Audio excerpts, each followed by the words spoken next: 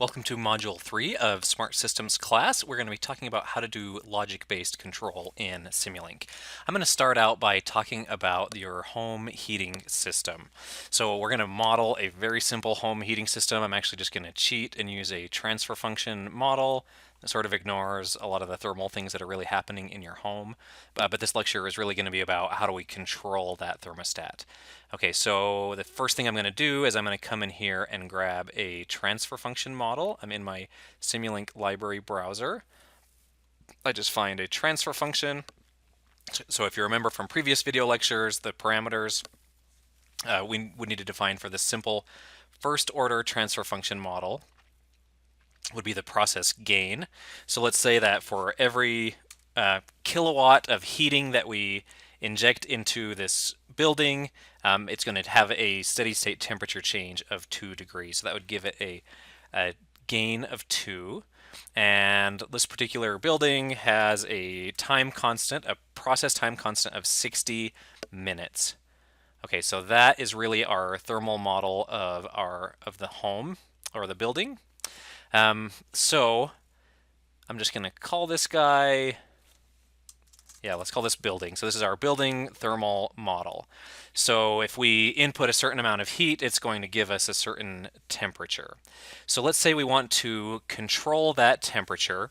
In the previous module, we talked about PID control, where you can you can continuously change some output. In that example, we talked about cruise control in a car, where you can continuously change the position of the gas pedal from 0 up to 100% open, if you're thinking about the throttle valve itself. A home heating system typically works differently than that. Rather, it works using what's called on-off control. So when your home gets too cold, your heater kicks on.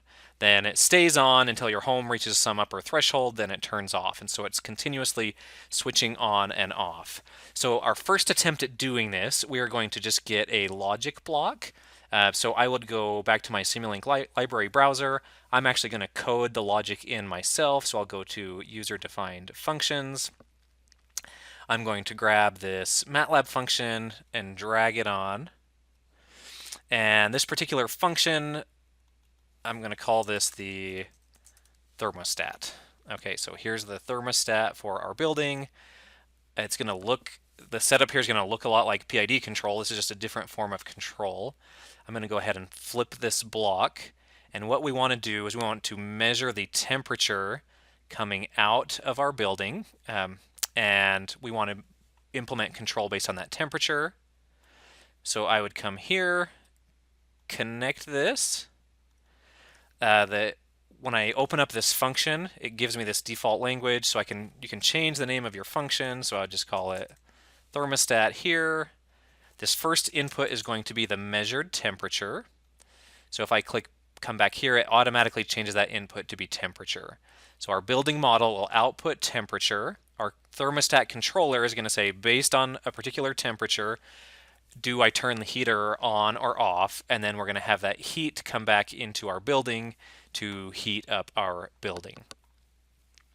So I want to give this another input. I want to give this an input of temperature set point. So again, that creates another little block here.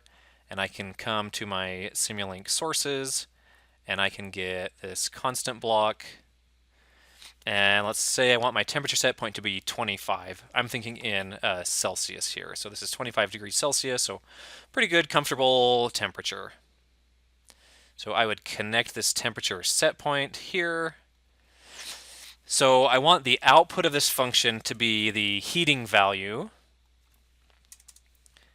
And here's where I code in the actual logic block. So here I'm going to have an if-then statement. So I'm just going to say if my temperature gets lower or equal to my set point, okay, so the temperature has dropped below 25, I want to kick the heat on. So I'm going to say heat equals 30 kilowatts.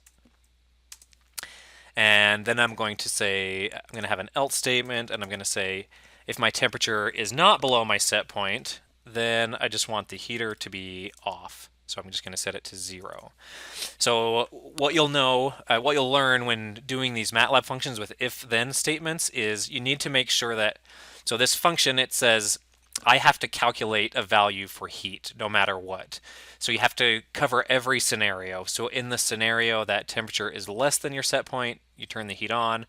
And we do have to define it, so even that if it's not above set point, it's off. So in any scenario, we have at least defined what the value of this heating block will be.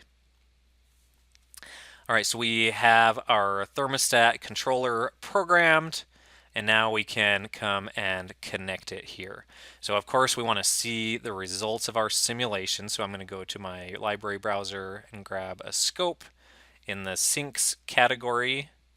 And I'm just going to connect it so I see what my temperature is. I will grab another scope because I also want to see when my heater is kicking on and off.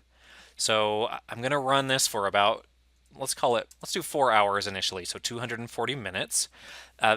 These things can switch on and off very quickly. So another thing that I want to do is I want to come down here to my solver settings and click on this sprocket.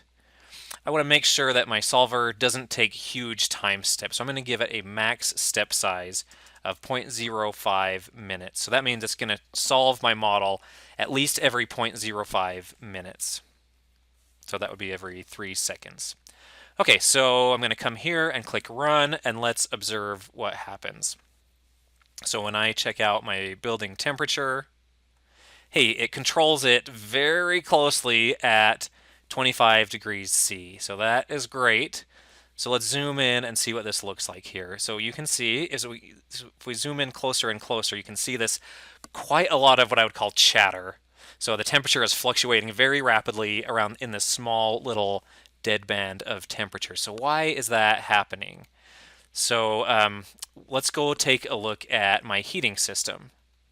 So when I come here, okay, this is just a solid block. This thing is just turning off and on.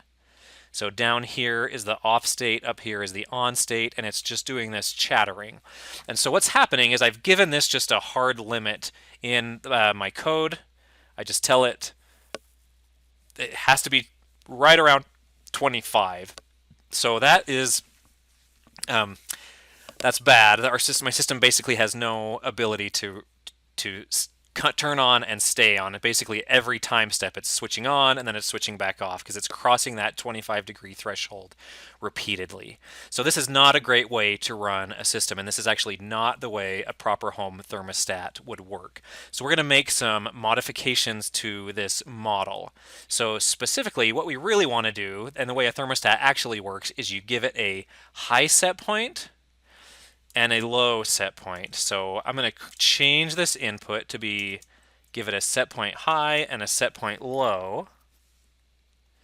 And I'm going to create what's called a deadband. So I want my heater to kick on at, let's say, 24 degrees, and I want it to stay on until it gets up to 25 degrees.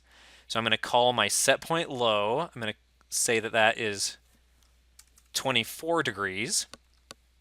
And my high set point is 25 degrees. So now I need to change the logic within my model. So if my temperature set point goes underneath, if it goes below my low set point, then I want my heater to kick on, certainly. Then I'm going to change this to an else if my temperature goes above. Okay, so if my temperature goes below my low set point, I want the heat to kick on. If my temperature goes above my high set point, then I want my heater to kick off. So one of the problems with doing this is that I have not defined what the value of my heater should be for all circumstances. So I have it defined, if I go below my low set point, I have it defined as turn on. If I have it go above my high set point, then it says turn off. But actually there's nothing in this function that tells my heater what to do if it is in between those two, which is actually where we want it to be 99% of the time.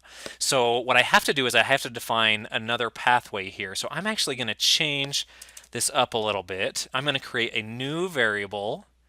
I'm just going to call this on off. So this is like a switch. Actually, let's call it on switch. So my on switch variable will have a value of 0 when it's off, and it'll have a value of 1 when it is on. So I'm going to say my heat is equal to my on switch times 30. So the variable I'm going to actually change now is the value of this switch. So when my temperature goes below my set point, what I'm going to do is I'm going to say, okay, I went below my set point. I need to turn this on switch to be in a position of 1. So we're using this 1 as kind of like a binary Boolean kind of value here. So when my heater goes above the high set point, then I want to turn this on switch to the off position. So I've given this input of on switch. So I'm going to do something a little funky here. I am going to create a new variable in my output. So I'll change, I want to have two outputs now, heat and on switch. Okay, so the funky thing about this is that on switch is both an input and an output to my thermostat model here. And so what I really want my thermostat to do is when it goes above the high set point, I want it to switch. And when it goes below the low set point, I want it to switch. But if it's in between, I want it to just stay in the current mode that it was already in. So what I'm going to do is I'm going to come to my library browser. I want to get a memory block. So what this memory block does is it basically retains the value that it had before, and it only changes if something switches, if something tells it to switch. So hopefully this will make a little more sense. I'm going to come here, I'm going to go format, flip block, I'm going to connect that here. So this memory block, it's going to receive an input, and until that input changes, until something specifically triggers that input to change, it's just going to hold its previous value from the last time step of our simulation.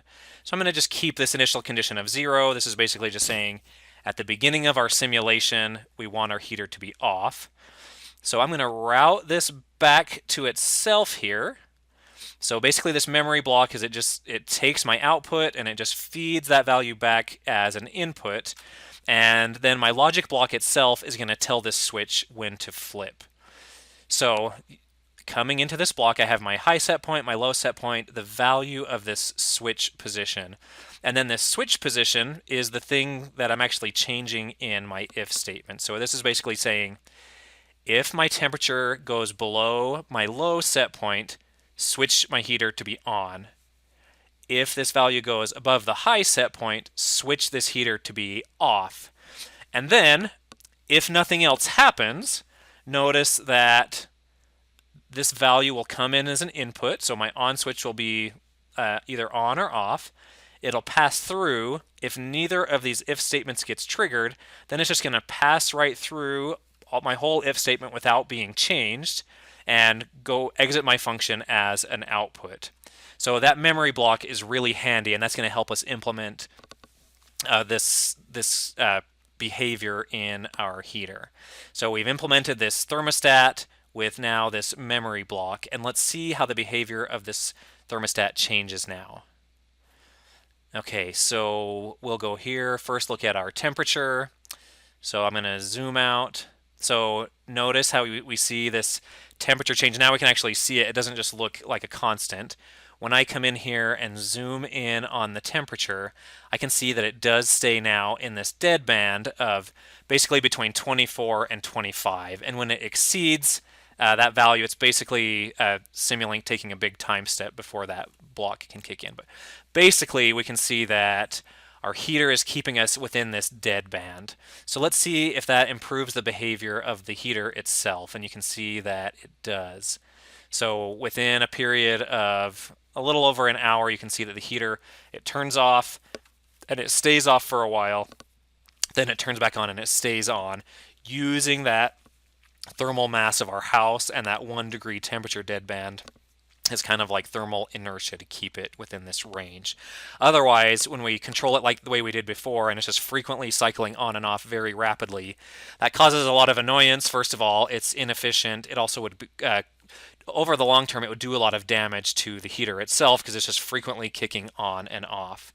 So if we wanted to decrease the frequency even of this heater kicking on and off, we can widen our temperature deadband. So let's just go 20 degrees up to 25 and let's see how it behaves. So with this wider deadband, you can see we do see these bigger fluctuations in temperature, but they happen less frequently, and then our heater cycles a lot less frequently. So stay tuned for the next video module when I'm going to show a much simpler way to implement this. I wanted to show how to code in logic in like if-then statements using a user-defined MATLAB function, but also the value of that memory block, which can come in very handy. But stay tuned for the next video and I'll show a simpler way of implementing thermostat control in Simulink.